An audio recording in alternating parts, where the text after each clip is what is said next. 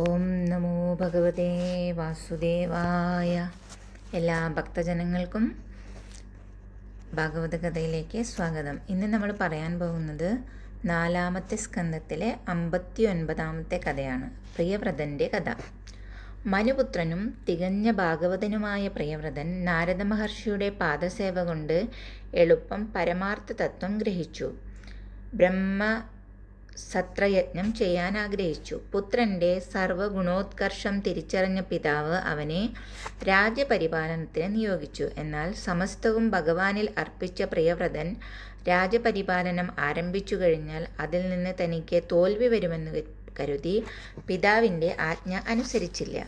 സർവരുടെയും ഇംഗിതമറിയുന്ന ബ്രഹ്മാവ് ലോകാഭിവൃദ്ധിക്കുള്ള മാർഗങ്ങൾ ചിന്തിച്ച് പരിവാരങ്ങളാൽ പരിസേവിതനായി ബ്രഹ്മലോകത്തു നിന്ന് ഉടനെ താഴോട്ടു തിരിച്ചു.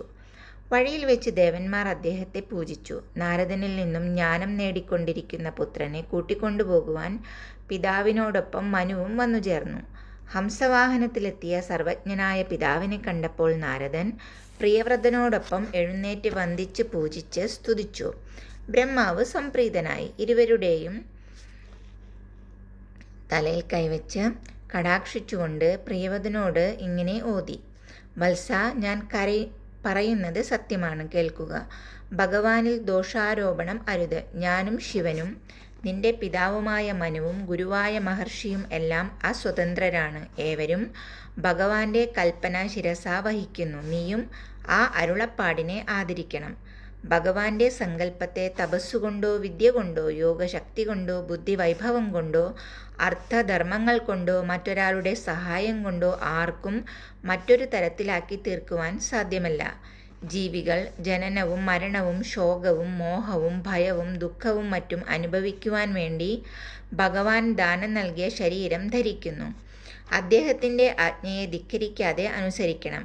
ഓരോരുത്തരും ചെയ്യുന്ന കർമ്മഫലമനുസരിച്ച് ഭഗവാൻ നൽകുന്ന സുഖദുഃഖങ്ങളെ സ്വീകരിച്ച് അനുഭവിക്കണം.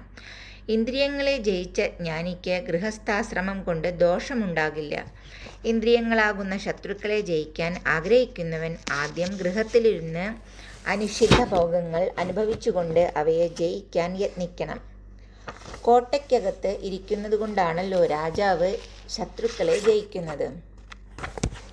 അതുപോലെ ഭഗവാന്റെ കോട്ടയെ ആശ്രയിച്ച് ഇന്ദ്രിയ ശത്രുക്കളെ ജയിച്ച് അങ്ങ് ഭഗവാൻ തന്ന ഭോഗങ്ങൾ അനുഭവിച്ച് ഭഗവാനെ സേവിക്കൂ. പിന്നെ സംഘപരിത്യാഗിയായി ആത്മനിഷ്ഠ പ്രാപിക്കൂ.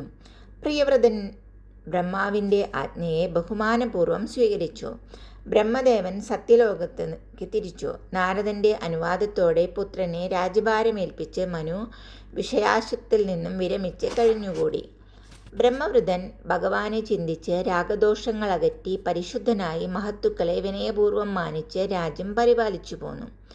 വിശ്വകർമാവിന് ബഹിർഷ്മതി എന്ന പുത്രി ജനിച്ചു. അവൾ കുലീനയും സുന്ദരിയും ആയിരുന്നു. പ്രിയവ്രതൻ അവളെ വിവാഹം ചെയ്തു. അവർക്ക് തുല്യശീല ഗുണമുള്ള 10 പുത്രന്മാരും ഒരു പുത്രിയും പിറന്നു. അവർ അഗ്നീന്ദ്രൻ, ഇത്മജിഹ്വൻ, യജ്ഞബാഹു, മഹാവീരൻ, ഹിരണ്യരജസ്, ഹൃതപൃഷ്ടൻ, സമനൻ, മേധാതിഥി, വീതിഹോത്രൻ, കവി എന്നിങ്ങനെ പേരിൽ അറിയപ്പെടുന്നു. പുത്രിയുടെ പേരാണ് ഊർജസ്വതി. ഇവരിൽ കവിയും മഹാവീരനും സവനനും കുട്ടിക്കാലം മുതൽക്കു തന്നെ ആത്മവിദ്യയിൽ പരമഹംസാശ്രമം സ്വീകരിച്ചു. അവിടെ അവർ ഭഗവാന്റെ പാദപത്മം സ്വീകരിച്ച് സർവാത്മാവും സർവാന്തിരമ്യവുമായ ഭഗവാനിൽ താതാത്മ്യം പ്രാപിച്ചു. പ്രിയവ്രതന് മറ്റൊരു പത്നിയിൽ പിറന്നവരാണ് ഉത്തമനും താമസനും രൈവതനും. അവർ മൂവരും യഥാകാലം മന്വന്തരാധിപന്മാരായി വാണു.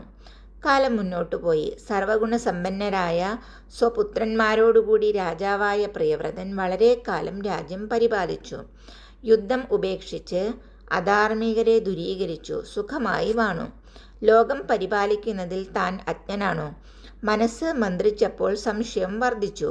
ദിവസവും സൂര്യൻ മേരുവിനെ പ്രദക്ഷിണം വയ്ക്കുന്നു. ഭൂമിയുടെ പകുതി ഭാഗത്തു മാത്രമല്ല പ്രകാശം പരത്തുന്നുള്ളൂ. മറ്റേ ഭാഗം പൂർണ്ണമായും അന്ധകാരത്തിലാണ്. അത് ജനങ്ങളെ പ്രയാസപ്പെടുത്തുന്നു. സൂര്യൻ്റെ പ്രവൃത്തി രാജാവിന് രസിച്ചില്ല. അദ്ദേഹം അതിന് പ്രതിവിധി കണ്ടെത്തി.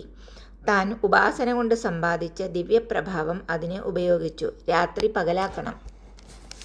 സൂര്യരഥത്തിനൊത്തൊരു തേര് വരുത്തി അതിൽ അദ്ദേഹം കയറി. പ്രകാശം പരത്തിക്കൊണ്ട് സൂര്യനെപ്പോലെ പ്രദക്ഷിണം വെച്ചു. സർവരും അത്ഭുതപ്പെട്ടു. പ്രദക്ഷിണം 7 വട്ടം തികഞ്ഞു. രാത്രിയും പകലും ഒരുപോലെ. പക്ഷേ അത് എന്നും നടക്കുമോ? രാജാവിൻ്റെ മനസ്സിൽ അജ്ഞത നൃത്തമാടി. പ്രിയവ്രതൻ്റെ തേരിൻ്റെ ചക്രം തട്ടി ഉണ്ടായ ഗർത്തങ്ങളാണ് സപ്തസാഗരങ്ങൾ. ആ സാഗരങ്ങളിൽ നിന്ന് ഉടനെ സപ്തദ്വീപുകളും ഉയർന്നു. ജംബു, പ്ലക്ഷം, ശാൽമലി, കുശം, ക്രൗഞ്ചം, ശാകം, പുഷ്കരം എന്നിവയാണ് ദ്വീപുകൾ. ഓരോ ദ്വീപിൻ്റെയും വലിപ്പം ആദ്യത്തേതിനേക്കാൾ ഇരട്ടിയായി രൂപം കൊണ്ടു. ആ ദ്വീപുകളിൽ അഗ്നീന്ദ്രൻ മുതലായ 7 പുത്രന്മാർ അധിപന്മാരായി വാണു. മകളായ ഊർജ്ജസ്വതിയെ ശുക്രൻ വിവാഹം കഴിച്ചു. അവരുടെ മകളാണ് പ്രസിദ്ധയായ ദേവയാനി. പരാക്രമശാലിയായ പ്രിയവ്രതൻ നാരദ മഹർഷിയെ സേവിച്ച് പരമാർത്ഥ തത്വം മനസ്സിലാക്കി. ആത്മാനന്ദഭ്രഷ്ടനും വിരക്തനുമായ അദ്ദേഹം സമനില തെറ്റിയവനെപ്പോലെ ഇങ്ങനെ പറഞ്ഞു: കഷ്ടം, ഞാൻ വലിയൊരു തെറ്റു ചെയ്തു. അതൊരിക്കലും ചെയ്യരുതാത്തതായിരുന്നു. അജ്ഞാനത്തിൽ മുങ്ങി വിഷയത്തിൻ്റെ പൊട്ടക്കിണറ്റിൽ വീണപ്പോൾ എല്ലാം മറന്നു. വിഷയസുഖം മതിയായി സ്ത്രീയുടെ വിനോദമൃഗമായിട്ട് അധപതിച്ചു. പിന്നീട് ഭഗവാന്റെ പ്രസാദം കൊണ്ട് വിവേകം ഉദിച്ചപ്പോൾ പ്രിയവ്രതൻ രാജ്യം പുത്രന്മാർക്ക് ഭാഗിച്ചു കൊടുത്തു. പത്നിയെ ഉപേക്ഷിച്ചു. നാരദൻ്റെ ഉപദേശപ്രകാരം പരമവിരക്തനായി നിവൃത്തിമാർഗം വീണ്ടും സ്വീകരിച്ചു. ഹരേ കൃഷ്ണ. അപ്പോൾ ഈ കഥ ഇവിടെ അവസാനിക്കുകയാണ്. ഇനി അടുത്ത ഒരു കഥയുമായിട്ട് നമുക്ക് കാണാം. അതുവരെ എല്ലാവരെയും ഭഗവാൻ അനുഗ്രഹിക്കട്ടെ. സർവം കൃഷ്ണാർപ്പണമസ്തു.